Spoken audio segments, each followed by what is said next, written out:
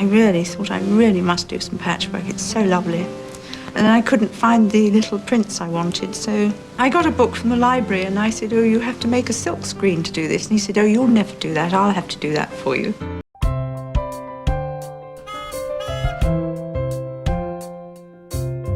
Good morning and welcome to Carno, and today we're going to do a sad and a successful one. So you'll have to hang around to find out why. No, seriously, this is one of the most successful women ever, and it has a sad ending, but you'll have to wait to find out why. I'm in Carno to do the final resting place of Laura Ashley. My God, was she successful. It's a beautiful village. I'm going to spin it. Look, I'm going to give you a quick turn round. This is the graveyard there, opposite the pub, and it's a little quiet village. And the reason that she was here was quite simply, she opened the first factory here in a disused railway station. It's a great story, it really is. This is the story of a woman who definitely 100% did not become successful because she wanted money. She really just wanted to, well, she loved the family life. She loved a comfortable home. She absolutely loved to feel nicely dressed. And by accident, she started the biggest company, or probably one of the biggest companies in this country. Along with her husband, they were a fantastic team. They worked together like a unison. They were like one together. They used to go, when she became successful later on, hello Mr. Tractor, he's over there. I love it when you do something. Everybody knows that something makes a noise. He was waiting for me over there to start his engine. Later on, when she was successful, they used to have these walkie-talkies, and it was when she went out with the family and they passed ideas together. By God, she was an admirable woman. She became a secretary for the National Federation of Women's Institute, and that is where she met her husband at a tea dance, Bernard. And yeah, I mean, they courted for 4 years. It was a bit like The Quiet Man.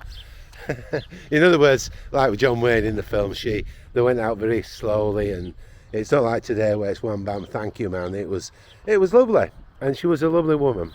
From my heart, I do feel that. I've watched it, and she's one of those people that, you know, it's a blessing to have lived and to have known her. Yeah. So they got married, and they started to have a family quite quickly. And really, life was settling down. When she was a young girl, she'd lived with her auntie, and she had a beautiful house. And that was the seeds of the beginning of her success. She wanted families to be happy, to have comfort, and to feel nice. And that's what started the factory off. She was the one that really instigated it, but Bernard, later on, you'll find out he was the one that drove it and made it into a massive company because he wanted shops everywhere. But what a team together. It was while she was in the National Federation of Women's Institute that she became, sorry to interrupt, but look at that tree. Wow, was that some beast, wasn't it? And it's now been cut down for a few years. Oh, this looks a bit sad, that, doesn't it? She joined in the fabric art classes, and she learned out about dyeing material. And that's what started the seeds of the empire for clothing and for materials for furniture.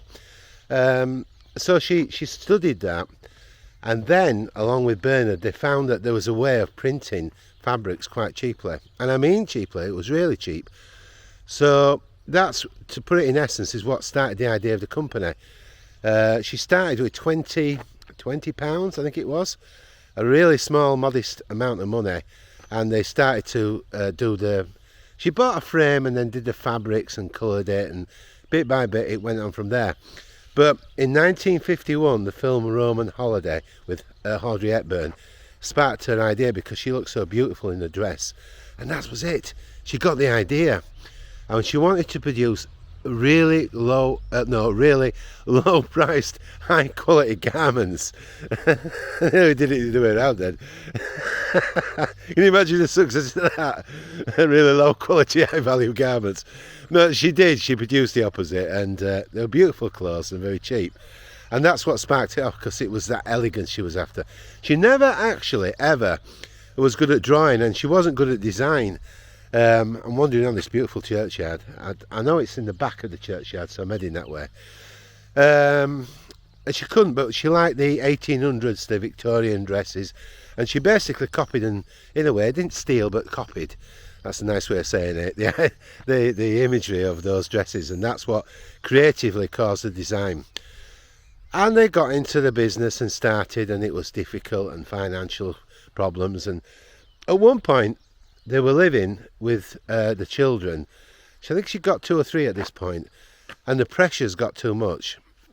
This is the kind of woman she was. She was independent. One day, she walked out, got in the Mini with 3 children, I think it was, drove off to the Lake District, I believe. Could be wrong about that, but I think it was. And she was so independent, she left her husband behind because he wasn't supporting her. 3 weeks later, with his tail between his legs, he followed, and they carried on. That's the kind of strong woman she was.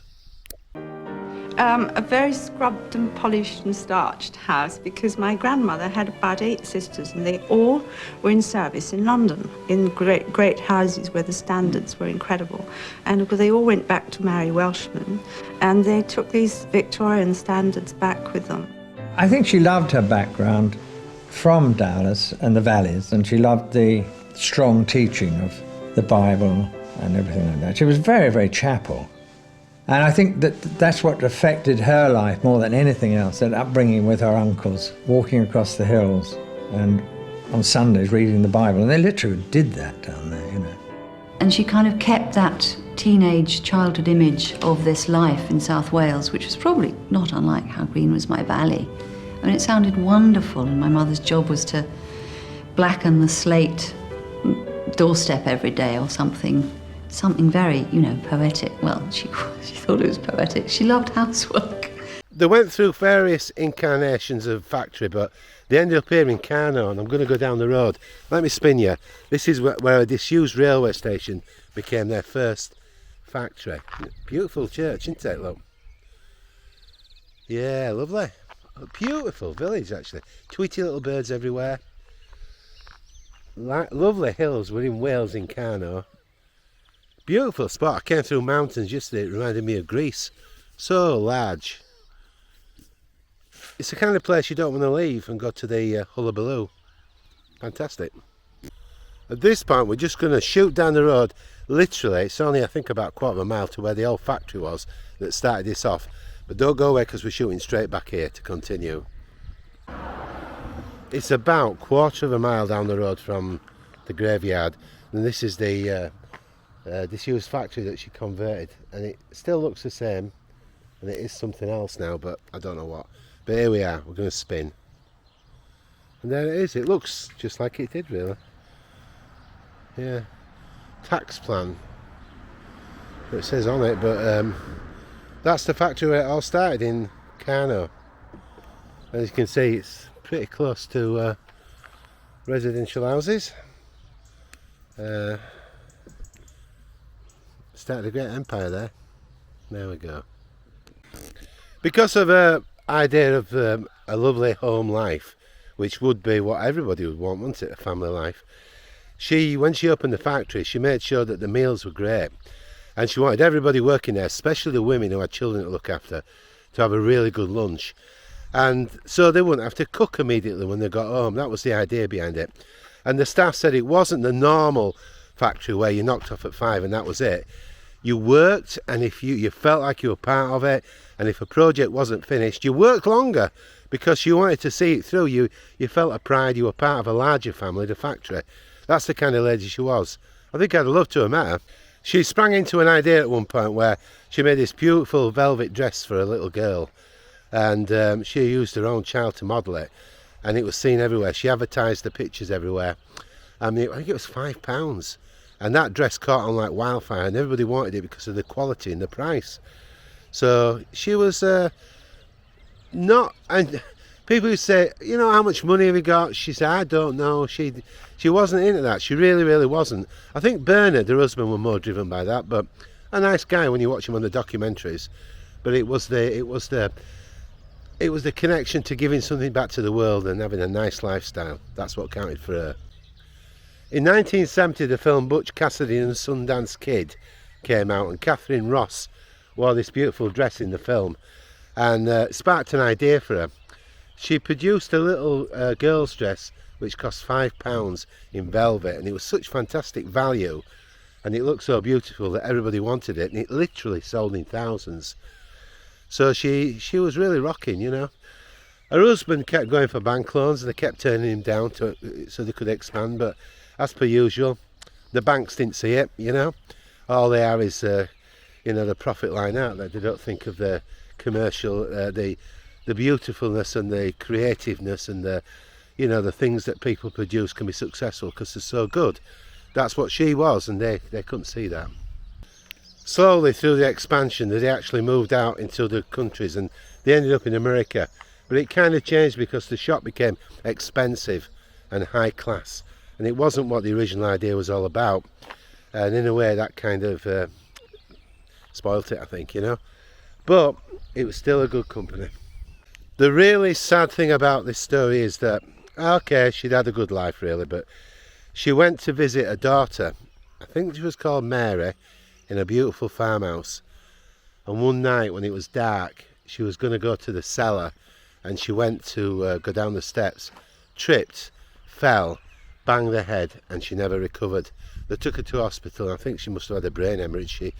She died, and she was 60 years old only. I mean, at that point, she'd had a grandchild. She'd brought up this family of 4 kids. She'd got all this wealth, and you know, and she was just sort of kicking back and enjoying life for retirement, and it was over, lights out. So you remember something. You think about that. It doesn't matter where you are in your life, where you are with your money, where you are with your relations and friends. You've got to enjoy your life because you don't know what's going to happen. And if you work so hard like she did, and you've got so much in a way, not just, I mean, the family and the wealth, it can all go. So, you know, I mean, you look, I remember being with a very wealthy businessman one day, and I was looking at this little child, and I said to him, he's far more wealthy than we are, and that's quite a while back. And he said, I know what you mean. He's got all his life, hasn't he? That's what you've got, your life and your health. After she died, the company started to go down, and in 1991 it was bought by a big conglomerate. It's hard to say that for me. I think it was Chinese, Asian, and it took till 2001 to start becoming profitable again. It wasn't the same. It didn't have her behind it. Her husband Bernard and daughter Emma started their own company of Laura Ashley after that. I think it was called, I can't remember, but it wasn't Laura, obviously. She'd gone.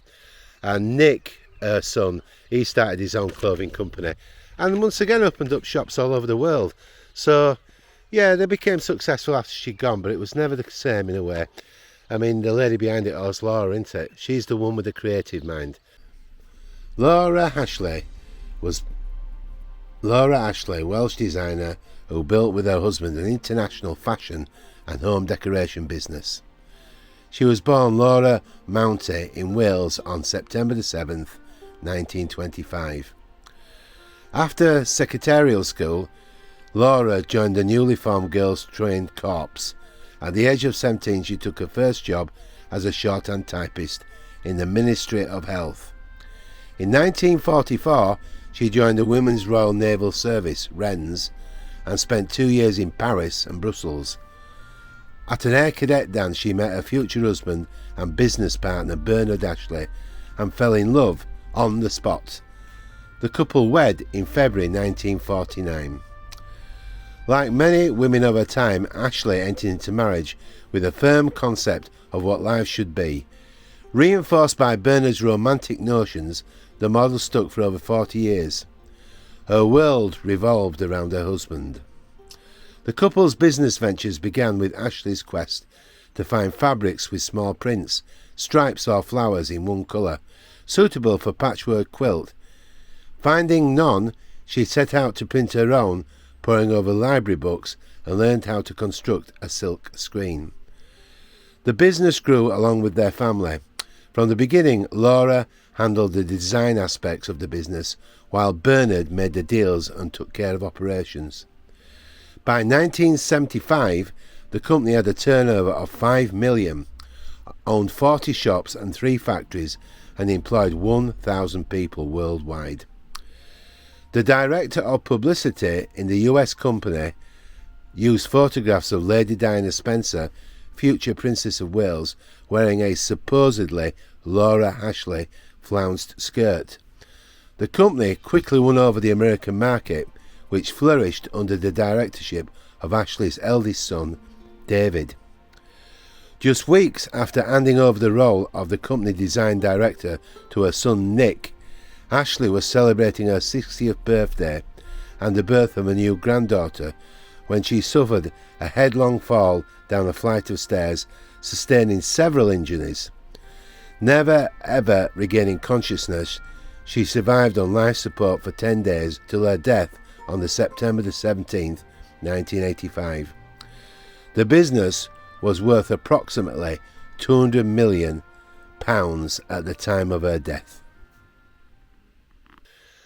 And having said that, I think I've walked past it. And what we're going to do, we're going to spin, and I'm going to check you, because I know it's here. Honestly, I swear I didn't know it was there. I was going to walk back up the path and find it, but I found it. Here we are. Oh my God, it's so plain. But that's her, she was not pretentious. Here we go. Hello, Laura. What a very down-to-earth lady you were. Yeah, look at that. It's just got the dates on and the cross. There we are. Laura Ashley, 1925 to 1985. I feel like I want to give you a lovely lady. There we go. Here she is, Laura. What a lovely lady she was. It's a privilege to do it today. Okay, flowers. I can say that because I'm from Yorkshire. It's time for the motorhome beep beep flower. Here we go. We're going to spin round, and she has not got any fresh ones at the moment, so I'm going to pop them in. I never know where. I'm going to go on this side here. Will it stay? No, I'm going to go in the soil. It's better. There we are. There's the flower. Motorhome beep beep flower. There we go. Well, I've just noticed to the left we've got Bernard Ashley, who's equally important in the empire. So let's go over and have a look there. This is her husband. Yeah, well, there it is. Well done, Bernard. You were a driving force in your ambition to open more shops. Bernard Albert Ashley, KBE, 1926 to 2009. BA, Bernard Ashley. And I don't know, it's going to be one of the fathers. Albert Ashley, 1896 to 1986, 90 years old. So they're all together there. Look. Well done, Bernard. You're driving force to the empire. And Albert.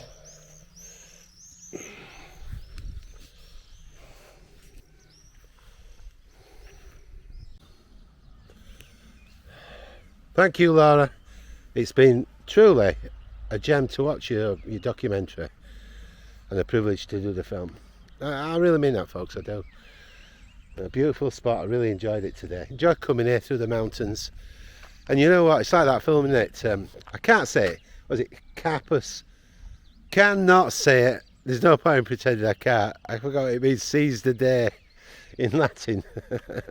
I'll put it on the screen. Oh God. But yeah, seize the day, that's it. Yeah, it's all about how we think, innit? Okay, we can have pain, we can have poverty. Do you know some of the poorest people can be happy? You look at them when they're in these jungles and they've got a community and they've got people around them that care about them. And they're always so happy because they haven't got all this falseness that we've got today with social media, where we don't know each other and pretend we're so wonderfully happy and we're not. So seize the day, and if you like the film today, give me a thumbs up because you know I love them. More importantly, a comment because I do love the comments, and subscribe to the channel if you enjoyed it. I'll see you all very soon. Take care of yourself from me, Alan, at Motorhome Beep Beep. Bye bye, everyone. Bye.